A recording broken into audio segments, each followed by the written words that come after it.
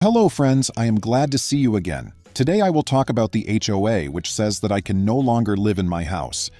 Well, I woke up to a neon orange paper stapled across my front door like a hunting tag. Notice of eviction. Immediate vacate. Under it, in gel pen handwriting and a flourish that tried to look official, someone had added, per HOA quiet hours violation, leaving before 9 a.m. Again, and operating a noisy truck. If you'd caught my face at that exact second, you would have gotten a rare photo of a person who is both dumbfounded and laughing at the same time. Evicted from a house I owned for going to work before breakfast? I stood there in socks, reading and rereading the same line while my coffee machine wheezed inside. Ironically louder than my truck on a normal day, I could see the strip of tape shining along the edge where whoever slapped it up tried not to wake the world. The signature block was blank except for a first name I recognized from the monthly newsletter. Margot, our HOA board president. The paper might as well have had a sticker that read, "Approved by the Kingdom of Pretend." I peeled it off, careful not to tear it, folded it like a keepsake, and set it by my keys. Then I did what the paper said I wasn't allowed to do. I went to work. It was 7:12 a.m. My small truck hummed to life, the kind of quiet idle that makes you double-check the dash to be sure it's actually running. And I rolled down the driveway, turning at the stop sign like I always do, taking the first right to avoid the cul-de-sac where the early birds walk dogs and trade gossip. Here's my deal.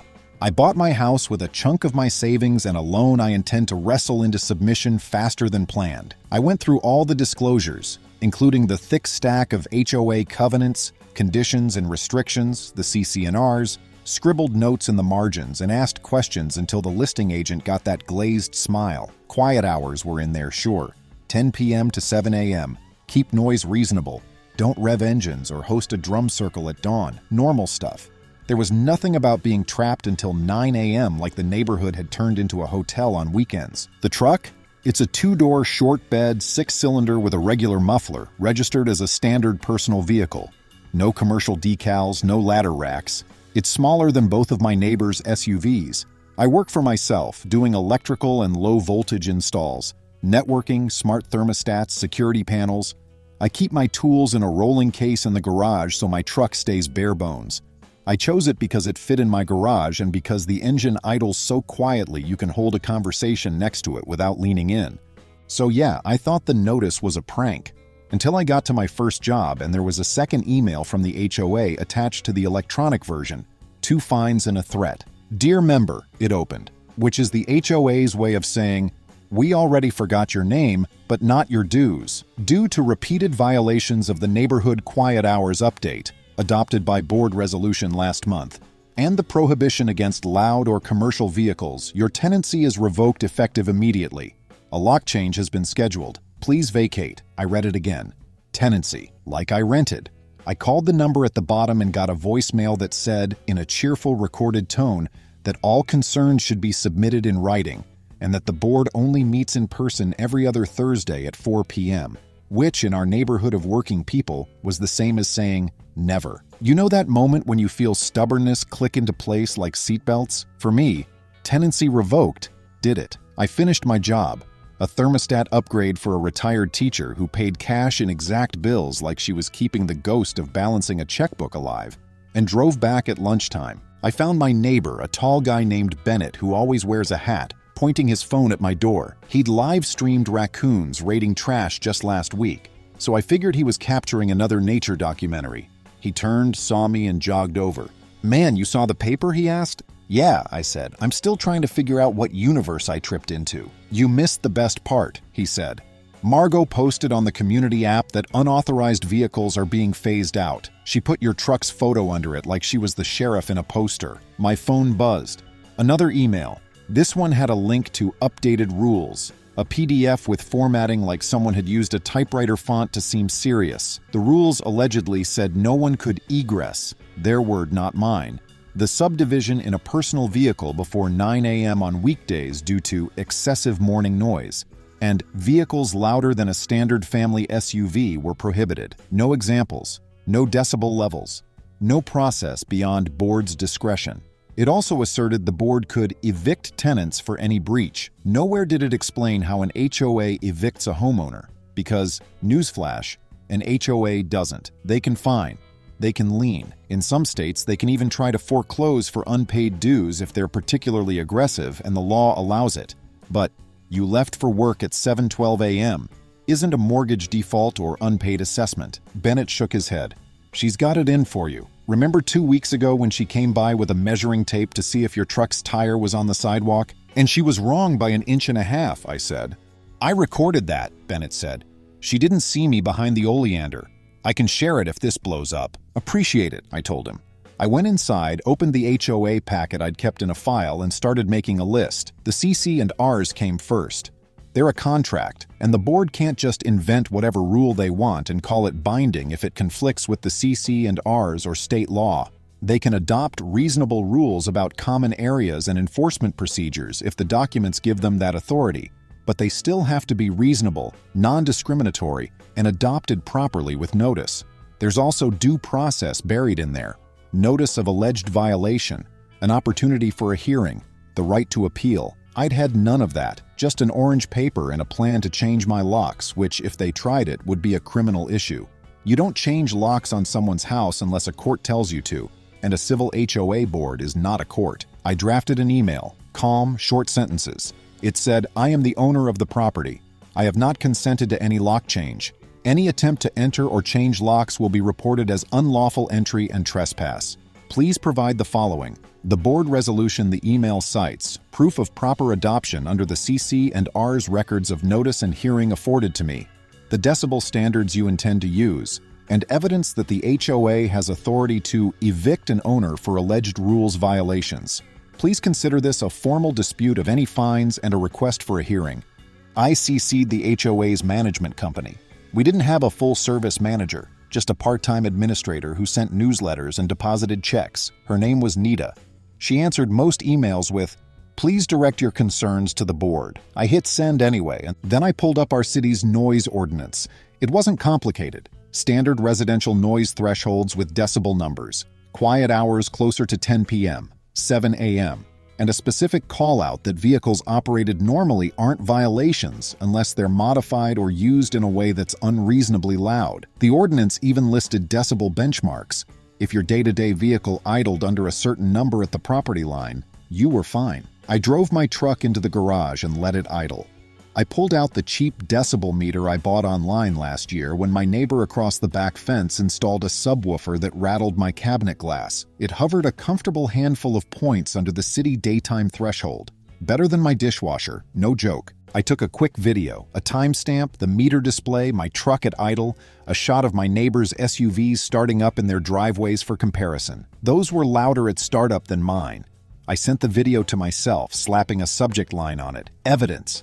Later that afternoon, I got a reply from Margot. It read like a middle manager copied the tone from a drama show. She said the board acted under its inherent authority to maintain community harmony. The new quiet hours rule was adopted by unanimous board vote at a meeting in closed session. She didn't attach minutes. She didn't attach the resolution. She didn't comment on the eviction thing. And then, as if she was offering me grace, she added, "We may consider allowing early departures upon payment of a monthly waiver fee." A waiver fee to leave my house before 9 a.m. I breathed deep, counted to 5.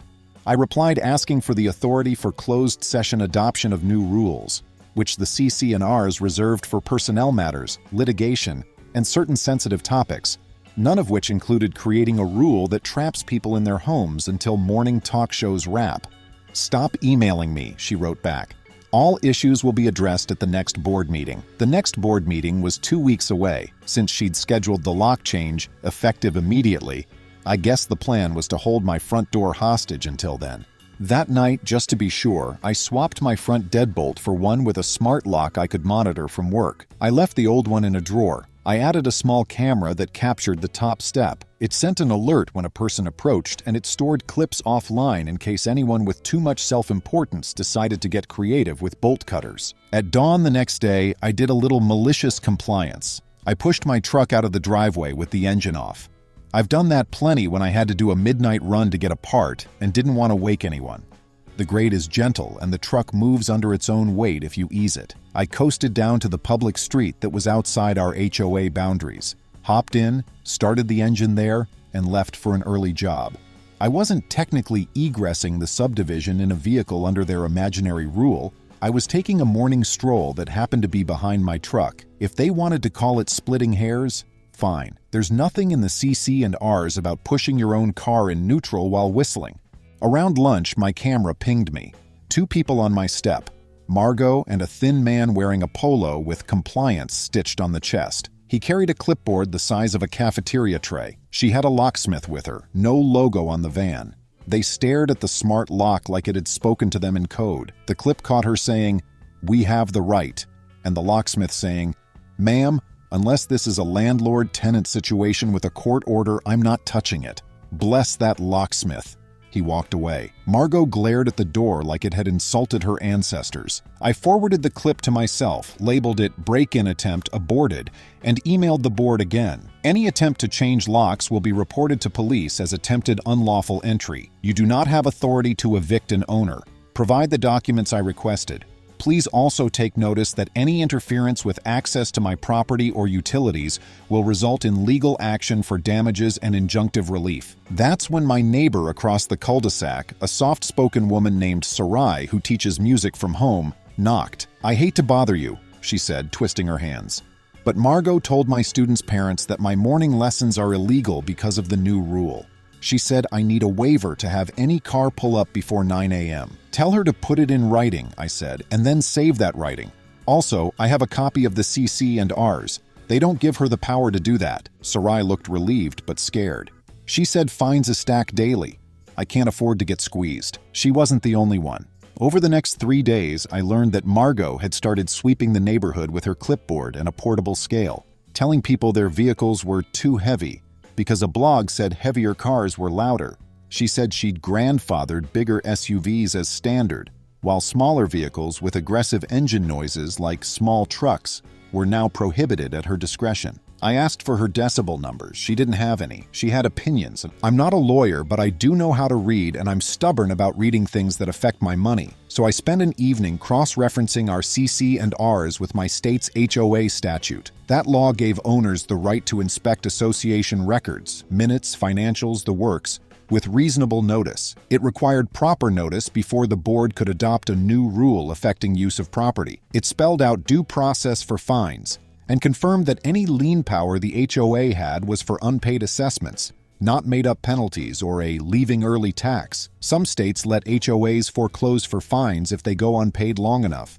Ours did not. Either way, they don't evict. I wrote NIDA a formal records request, all minutes for the past year, the resolution adopting the morning departure rule, service contracts, financials, attorney invoices, and all correspondence related to enforcement of the new rule, including communication with any vendors such as locksmiths. I sent it certified mail, signature required. I gave them the deadline the statute set. I filed the green return card in a folder labeled HOA Battles, like I was building a scrapbook for a war I hadn't asked to fight. While I waited, I kept pushing my truck at dawn to the public street, which I admit made me grin. Bennett started walking his dog at the same time and would nod solemnly, then whisper, "Operation Silent Wheels." He filmed one morning from behind his basil plant, so if Margot tried to claim I was operating before 9 a.m., we could show that I was engaging in a homeowner's prerogative, moving heavy items down my own driveway without an engine. She still circled, recording plates and making little notes.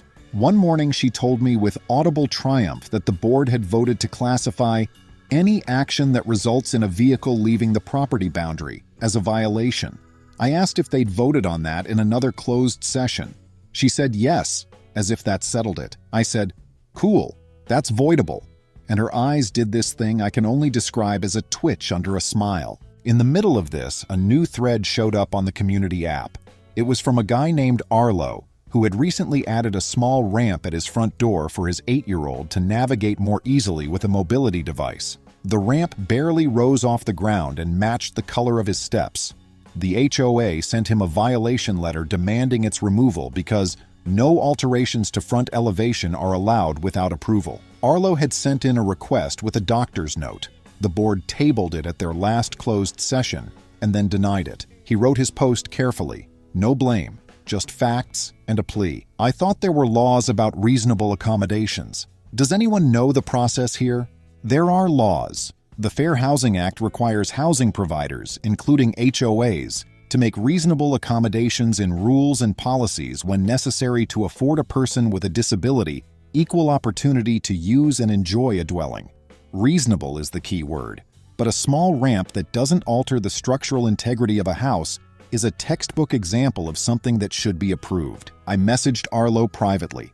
I told him I wasn't a lawyer, but I could help him put together a request citing the law and keep everything in writing. I shared a draft letter, clear, polite, backed by a statute, with a line about how denying it could be discrimination. He sent it by certified mail the next morning. I saved a copy in my increasingly crowded folder. When my records request deadline hit, the HOA sent a reply with a startling level of audacity. It said, "The board has determined that your request is overly burdensome and will not be fulfilled at this time. The board's vote to restrict early morning egress is not subject to owner oversight. Please remit fines within 10 days to avoid a lien." I read that last line twice. Avoid a lien. I was fully paid up on assessments. Fines, even if valid, wouldn't become a lien under our documents until a hearing, due process, and a vote, and then only if they caught up with unpaid assessments. But this board had started to think the phrase, "we have a board," meant we wear crowns. So I did two things. First, I emailed the community policing liaison in our city, explained the lock change attempt, and asked what would happen if someone tried it. He wrote back that changing locks on an owner's home without a court order is unlawful, and that officers would treat it as a trespass, unlawful entry call. He said to call immediately if I saw anyone trying it again. I printed that too. Second, I called a lawyer who specialized in HOA law. I found her with an online search and then a few calls to local homeowners who fought similar fights. Her name was Quinn. Her intake form asked me to summarize my issue in 50 words.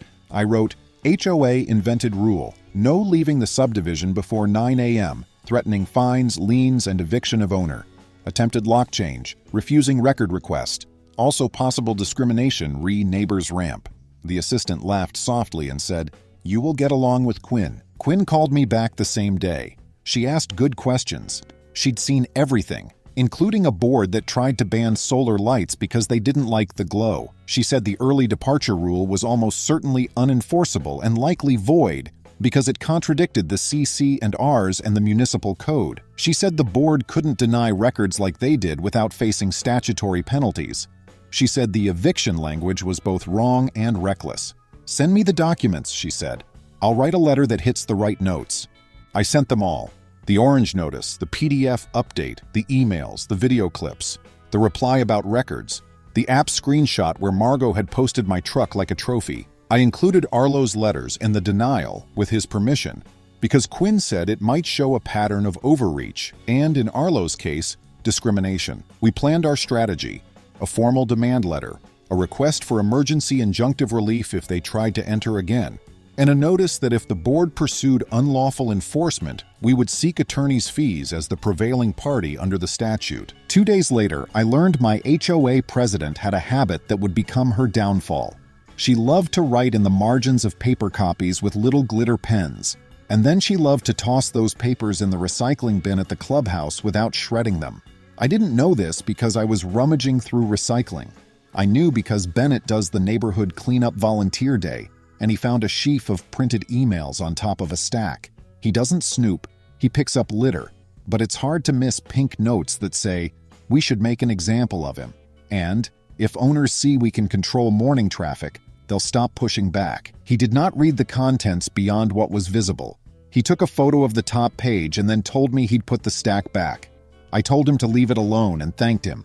Then I told Quinn, "If those are board communications, they're discoverable," she said. "We'll get them properly." We didn't have to wait long. Quinn's letter went out certified and email.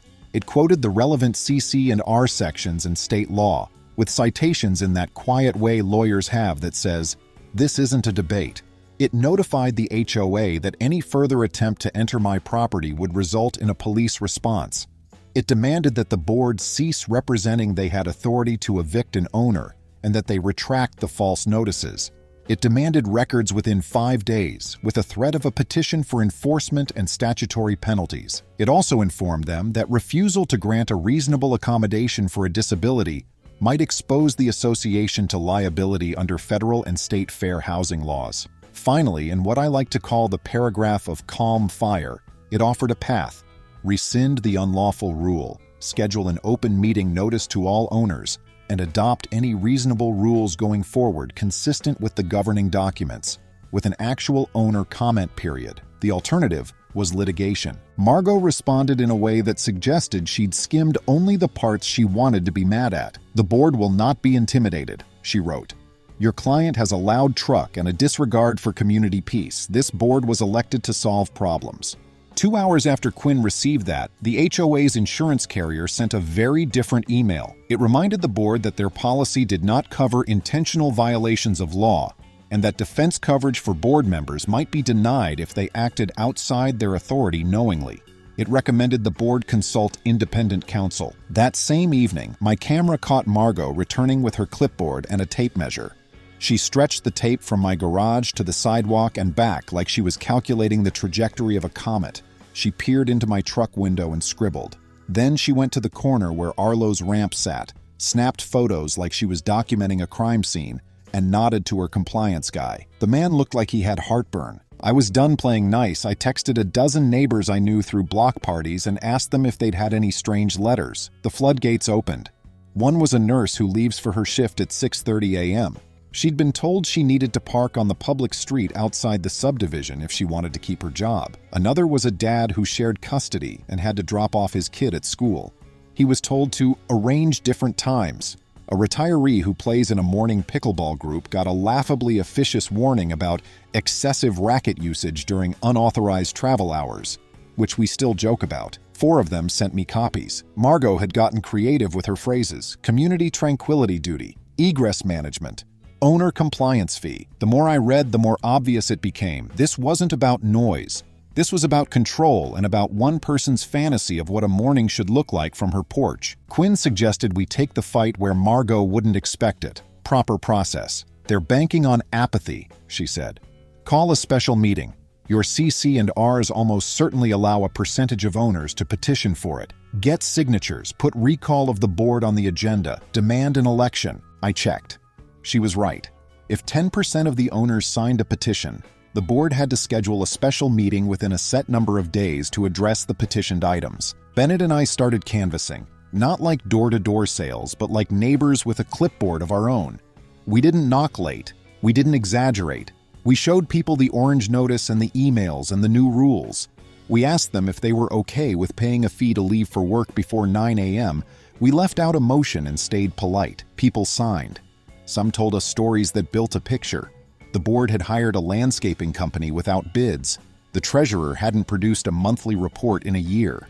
The board had voted itself stipends for time and then called them reimbursements. We added a second agenda item to our petition: a records review and audit by an independent accountant. Within 4 days, we had double the signatures we needed. We submitted the petition by certified mail and email. The board had 15 days per our documents to call the meeting. On day 3, Nita emailed a notice. Special meeting scheduled in 3 weeks on a Saturday at 10 a.m. in the small clubhouse room. I snorted. The room held 20 people sitting and 30 standing uncomfortably. We had over 100 signatures already. "We'll handle the overflow," Nita wrote. "We'll provide a sign-in sheet." I saw the trap. Sign-in sheets become arbitrary filters if the board feels like playing games. Quinn suggested we bring our own sign-in sheet and video recording, so the minutes can't pretend people weren't there. She also told me, this mattered later, to print the relevant statute and have it ready for anyone who claimed we couldn't record. On the morning of the special meeting, I parked my truck outside the gates just to avoid any "you drove early" accusations, then walked in with Bennett, Sarai, and Arlo. Behind us came a wave of people, carrying folding chairs, reusable water bottles, and that calm, determined energy people get when they realize they've been underestimated. We put our alternative sign-in sheet on a card table next to the official one. People signed both. Margot arrived in heels too high for the grass, flanked by the compliance guy and 2 board members I'd never seen outside a newsletter photo. She looked at the crowd, lifted her chin, and announced, "We will enforce capacity. Fire code." "The code for this building is posted on the wall," Quinn said, appearing like an avenging angel in a sensible blazer. "It's a guideline for this room. If you can't accommodate the owners who petitioned, you can adjourn the meeting and reconvene in a larger space, or you can hold it outside." but you can't bar owners from a meeting notice to them under the statute. The board huddled. They tried to start inside. It got loud, then awkward, then truly uncomfortable as people pressed shoulder to shoulder. Finally, they moved to the shaded lawn. I won't pretend the meeting was neat. People were mad. But we had an agenda, and Quinn had coached me to stay on it and not take the bait when Margot tried to turn it into a personal grievance hearing about my truck. I spoke briefly. The early departure rule was unlawful. The board adopted it improperly. The eviction notices had no basis. The lock change attempt was unlawful. The board denied records, and they risked our collective money by doing all of that. We proposed 3 motions: rescind the early departure rule, direct immediate production of records to an independent auditor, and recall the board with a new election scheduled within 30 days. Margot tried to table all motions. She said, "The board charts policy," like she was piloting a ship. People booed softly. I said, "The CC and Rs give owners the right to petition a special meeting for recall and to vote on certain actions. We're here because it's our right to be here." Quinn handed me the exact section.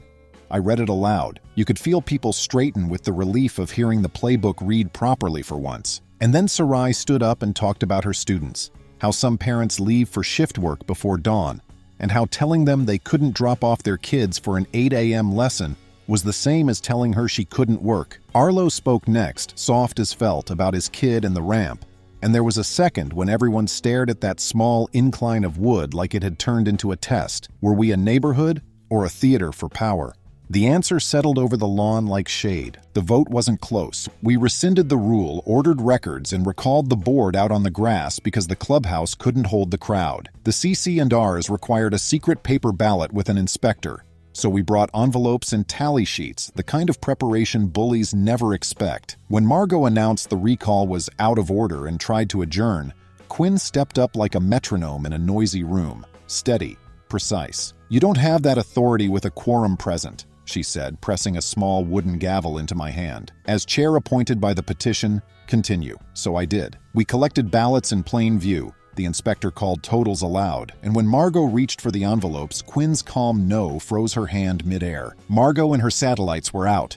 We elected 3 new members: Sarai, still shaking but brave; Joe, an accountant with a teacher's smile; and Mateo, a logistics guy who sees grids where the rest of us see chaos. I declined a seat and volunteered for the Rules Committee. Stopping there would have been tidy, but the records told a different story. The treasurer had approved payments to a landscaping company registered to his sister. Competitive bids? None. Stipends labeled as reimbursements for leadership seminars turned out to be hotel stays and big dinners in a weekend city. Attorney invoices were scarce, which explained why Margot's legal swagger felt copied from blogs. Minutes had glitter pen notes, "Don't publish this part," and arrows from my name to "set example." We froze discretionary spending, hired an independent accountant, notified the insurer, and mailed apology letters voiding the fake rule fines. We chose accountability over amnesia. We preserved emails, texts, and documents, secured servers, changed passwords, and set up an anonymous Dropbox. 3 envelopes arrived fast. 2 with consulting checks bearing the treasurer's signature. 1 with photos of those glitter notes, including the line that still makes my jaw clench: "If we sticker enough doors, they'll stop fighting." Quinn sent demand letters for repayment and filed a consumer protection complaint attaching the orange eviction notice and the aborted lock change attempt. With Arlo's permission, we filed a fair housing complaint over his kid's ramp denial. The new board approved it immediately and apologized. The next day, my porch camera caught Margot leaving a bank check marked repayment and a short note, no glitter, saying she thought she was doing what people wanted and she was sorry. We deposited it as partial restitution. The treasurer didn't fold. He hired a lawyer and huffed. We sued narrowly to recover association funds. The insurer defended the association but warned the treasurer personally, act outside authority and coverage might not apply. 3 months later, our investigator traced reimbursements to his weekend getaway. He settled, repaying in chunks and agreeing never to serve here again. We rebuilt the rules the right way. Drafts posted, owner comments invited, decibel numbers tied to city code. We wrote a bright-line sentence in bold: "The association has no authority to lock out or evict an owner." Closed session rulemaking, banned, boilerplate tenancy language, deleted. Meanwhile, my small truck kept doing its quiet job. If people looked at me like I'd slayed a dragon, I reminded them I'd only read the rule book and refused because I said so. A brown sedan began idling near the clubhouse.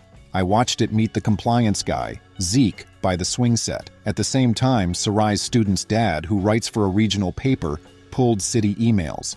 He found messages where Margot pitched a citywide ban on starting cars before 9 a.m. A council member replied it would be unworkable and probably unconstitutional. The sedan belonged to a private investigator sniffing for a conspiracy. Quinn sent a property rights letter and the car disappeared. The neighborhood got better in ways that don't make headlines. Arlo's kid tapped rhythms at Sarai's recital. Bennett filmed bees instead of board drama. Joe issued clear monthly reports. Mateo organized a cleanup without clipboards, and people said hi without checking over their shoulders. Then Margot did something right. She spoke at open forum and apologized. She returned the rest of her stipends, and we voted not to pursue her further. In our new rules, we wrote the sentence I like most. This neighborhood belongs to the people who live here. Rules exist to help neighbors live well together, enforced with fairness, respect, and the least amount of drama possible. A new neighbor asked for the secret rules. I told her, be kind, park within the lines, bring in your bins, and if anyone says you can't leave before 9 a.m., tell them we've settled that. I kept the neon orange notice in a sheet protector at the back of my HOA folder, part souvenir, part warning label. It reminds me that a quiet truck and a calm letter can be more powerful than 1,000 posts. The weeks after felt like a loud fan shut off. Joe set up a binder table in the clubhouse. Copies for anyone, no charge. And that little bell she added might as well have been therapy. We refunded illegal fines with short apologies and invited the city's liaison to explain the difference between laws and covenants. He said, "We enforce ordinances, not clipboards," and nodded at me about my decibel video. That inspired our sound check social, where the city's noise tech measured cars between cones while we grilled. My truck idled quieter than both neighbor SUVs. An old sedan rattled the high score. Its owner promised a new muffler and laughed. There were tests, an anonymous app account demanding new fines, a neighboring HOA on the news for hassling a caregiver, a scam flyer from community harmony assessors. We answered each with the same 3 tools. Ask for authority, cite the law, and move on.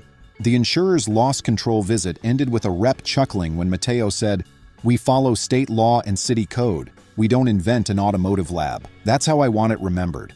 Lawn chairs on the grass, ballots counted in the sun, a rule book held steady, and a neighborhood that learned to breathe again. These days, when I leave at 6:45 a.m., the sprinklers tick, the sky pinks the roofs, and nobody turns a clipboard into a crown. My truck hums, so does the block. Quiet, lawful hours. Friends, thank you. See you soon.